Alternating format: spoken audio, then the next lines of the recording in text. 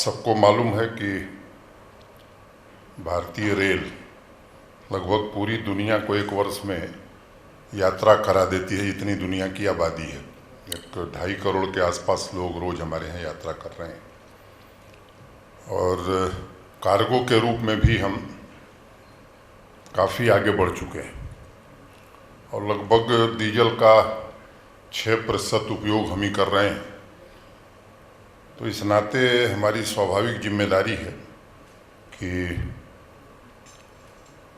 कैसे, जिस बात की चर्चा मेरे पूर्व के वक्ता कर रहे थे कि क्लीन फ्यूल हम कैसे इस्तेमाल करें अधिक से अधिक, उसके लिए रेलवे ने एक अलग से विभाग भी बनाया हुआ है जो इस पर कार्य कर रहा है। तो भारतीय रेल में इसके प्रयोग पर अधिक बल दिया जाए, इस बात की कोशिश हम कर रहे हैं। अभी तक 5% बिल्डिंग की अनुमति हमारे यहाँ है और आरडीएसओ को इस दिशा के निर्देश दिए गए हैं कि कैसे 5% से बढ़ा करके 10% ब्लेंडिंग की अनुमति दी जा सकती है। आज की तारीख में लगभग 8000 किलोलीटर बायोडीजल हम खरीद रहे हैं, जो आने वाले 2 वर्ष में लगभग 50-60 हज़ार किलोलीटर हो जाएगा।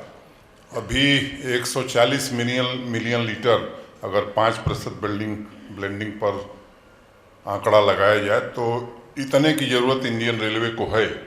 और शोध करके अगर हमने उससे 10% की अनुमति दी तो मैं मानता हूं कि 280 मिलियन लीटर बायोडीजल की खपत भारतीय रेल में हो सकती है। तो एक बड़ी अपॉर्चुनिटी है हमारे देश में। हम हमारी इकोनॉमी को जल, जमीन, जंगल और जानवर, इसके आधार पर, स्वदेशी टेक्नोलॉजी के आधार पर अगर उसको विकसित करें तो ये जो import substitute, pollution free and cost effective solution हम निकाल सकते हैं। रेलवे में बायोडीजल के बारे में ऑलरेडी ये प्रयोग हुआ है कि मेरी जानकारी ये है कि 100% डीजल पर भी रेलवे का इंजन चला है।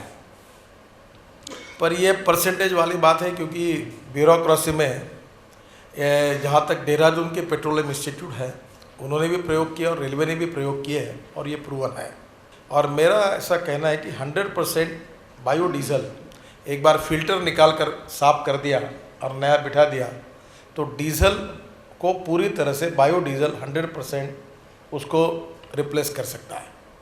ये देश भारतीय विज्ञान, स्वदेशी विचार के आधार पर प्रदूषण मुक्त, कॉस्ट इफ़ेक्टिव एनर्जी सेक्टर में आगे आए और ये क्षमता हमारे बीच में है और मुझे लगता है वो दिन अब दूर नहीं है।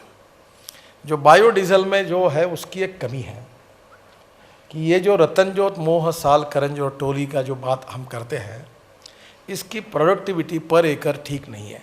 बाय यूजिंग बायोटेक्नोलॉजी हमको प्रोडक्टिविटी बढ़ानी पड़ेगी, उसके लिए रिसर्च करना होगा और ये रिसर्च अभी तक ठीक से नहीं हुआ है। और इसलिए वेस्टलैंड में नॉन एडिबल ऑयल सीड को प्रोडक्शन बढ़ाना और उसमें ऑयल परसेंटेज को बढ़ाना और ऑयल सीड का प्रोडक्शन बढ़ाना, क्योंकि कोई भी टेक्नोलॉजी और कोई भी इसमें उसका फ़ायदा गरीब आदमी को मिलना चाहिए। हमारी इकोनॉमी को अगर हमको ताकतवान बनाना है तो agriculture, rural and tribal sector में जो शोषित है, पीड़ित है, दलित है, जो सोशली, इकोनॉमिकली, एजुकेशनली बैकवर्ड है, उनको अगर रोजगार के नए अवसर हम देंगे तो that will be a great thing कि जो हमारे देश के लिए सबसे आवश्यक है। तो मेरा कहना यही है कि now there are 2 theories are very important. One is conversion of knowledge into wealth and the second theory is conversion of waste into wealth. और conversion of waste into wealth ये फ्यूचर है।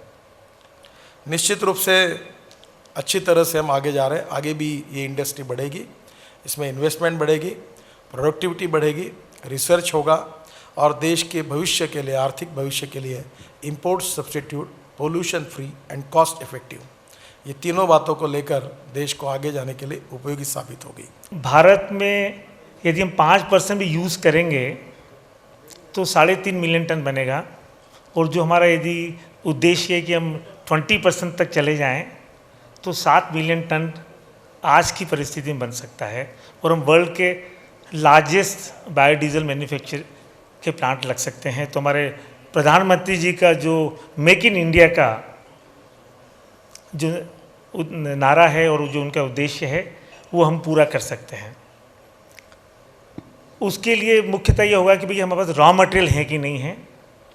और आज की तारीख पे इंडिया करीब करीब 7 million ton palm oil import करता है। हम वर्ल्ड के लार्जेस्ट पाम ऑयल कंज्यूमर हैं और उसके अंदर करीब 20 से 22% में जो स्टेरीन और पीएफईडी बनता है वो रॉ मटेरियल बायोडीजल का होता है। उससे करीब हम 2 मिलियन टन बनाते हैं रॉ मटेरियल बायोडीजल के लिए, और ये हर साल 4-5% ग्रोथ होने के कारण ये 3 से 3.5 मिलियन टन बनेगा।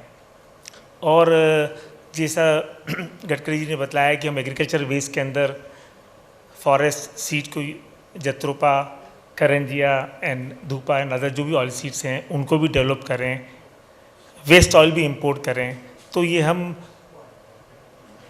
कुछ समय के अंदर जो हमारी रिक्वायरमेंट होगी 7 मिलियन तक वो भी हम जा सकते हैं। तो ये इंडस्ट्री एक बहुत अच्छा रूप ले सकती है और हम जहाँ कंजम्पशन है वहीं बना सकते हैं और ये इंडस्ट्री का एक स्वरूप बहुत अच्छा हो सकता है। मेरा इसमें एक सबसे बड़ी समस्या ये आ रही है कि विदेशी जहाँ इंडोनेशिया और जो मलेशिया है वो अपनी इंडस्ट्री को प्रोटेक्ट करने के लिए वो चाहते हैं कि रिफाइंड ऑयल इंडिया में आए और क्रूड ऑयल नहीं आए। यदि रिफाइंड ऑयल आएगा तो यहाँ रॉ मटेरियल नहीं बनेगा पाम स्टेरीन और पीएफईडी। तो यदि हम लोग की इंडस्ट्री ने भी रिप्रेजेंट कर रखा है कि भाई ड्यूटी डिफरेंशियल ऐसा हो जो कि जिससे कि यहाँ सिर्फ क्रूड आए, वैल्यूडेशन यहीं हो, मैन्युफैक्चरिंग यहीं हो, रोज़गार सबको यहीं मिले, तो उसका जो डिफरेंशियल है वो एक 15% के आसपास होगा।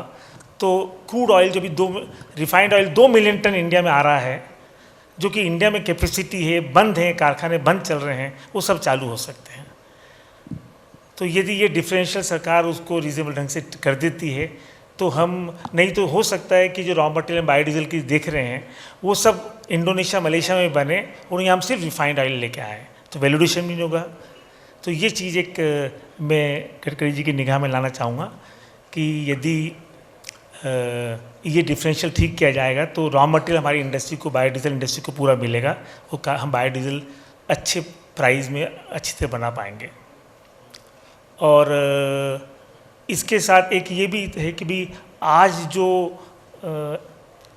कमोडिटी के प्राइसेस जो वर्ल्ड में घट गए हैं और इतने ज़्यादा घट चुके हैं कि भाई हर चीज़ों के भाव बहुत नीचे हो गए हैं। सोयाबीन सीड किसानों को अपने मूल्यांकन की जो उनकी मिनिमम सपोर्ट प्राइस है उसके आसपास आने वाला है। तो यदि ये ड्यूटी बढ़ जाती है तो भी इसका प्रोडक्शन इंडिया में ज़्यादा होगा और विदेश से माल कम आएगा। तो वो तो एग्रीकल्चर मिनिस्ट्री का सब्जेक्ट है, पर चूँकि इससे ताल्लुकात रखता है रॉ मटेरियल बायोडीजल के लिए, तो मैंने कहा आपका निगाह डालूँ। और भारत को हमें एक सक्सेसफुल बनाने के लिए, एनर्जी एफिशिएंट बनाने के लिए, सस्टेनेबल इंडिया को बनाने के लिए ये जो क्लीन एनर्जी इनिशिएटिव्स हैं, अल्टरनेट एनर्जी के सोर्सेस हैं, उसके प्रति जो हमारा एसोसिएशन काम कर रहा है ये बहुत सराहनीय है।